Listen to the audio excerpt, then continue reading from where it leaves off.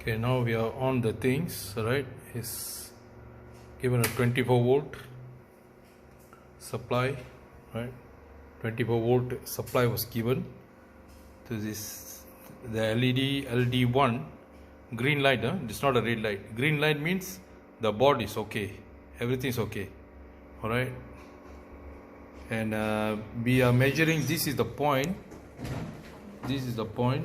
Okay, start.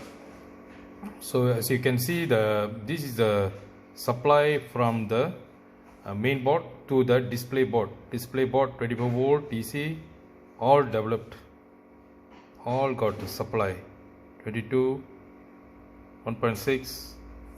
This is no, right? Yep. Okay, 3.3, 3.3. Yeah, the one common ground.